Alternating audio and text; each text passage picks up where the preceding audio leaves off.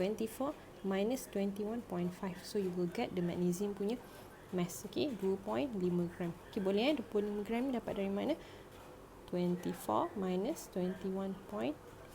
Okay, now this is the mass of magnesium. Okay, paling bawah sekali dia bagi GC mangkuk pija plus penutup plus magnesium oksida. And dia tak bagilah, dia kata X gram sahaja. Okay, so now soalannya dia kata mengandaikan bahawa tindak balas itu telah lengkap, tentukan nilai X. Alright, now first kali kalau tak tahu nak buat apa, tulis sahaja persamaan kimia yang seimbang. Okay, so kita ada magnesium dengan oksigen, dia akan jadi magnesium oksida. Okay, alright, now kita tengok ni dia tak balance lagi tau, so we have to put 2 here.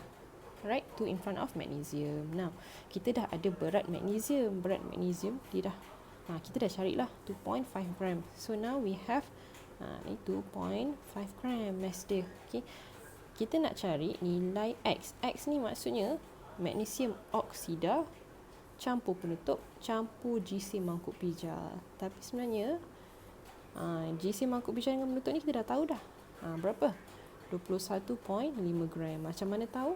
From ni highlight kuning ni. Okay, so now we can find magnesium oksida punya mass. Boleh cari. Okay, nah, kita akan gunakan mol punya nisbah. Okay, nisbah mol. First kali kita boleh cari nisbah, cari mol lah. Mol untuk magnesium dulu. Macam mana nak cari mol magnesium? Mol ialah mass GC bahagi GAR. GAR untuk mg ialah 24. Macam mana tahu? Ada dalam soalan. Okay, so kita boleh dapat dia punya mol, which is 0.104 mol of ni mol of magnesium. Now if you can see from the equation, kita ada 2 mol magnesium kepada 2 mol magnesium oksida.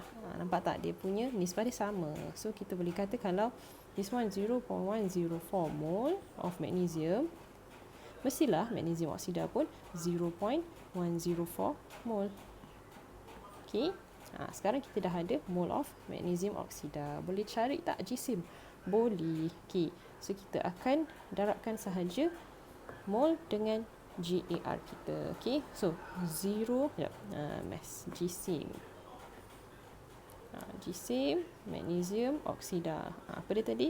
0.104 darabkan dengan MgO. Okay, MgO kita maksudnya 24 campur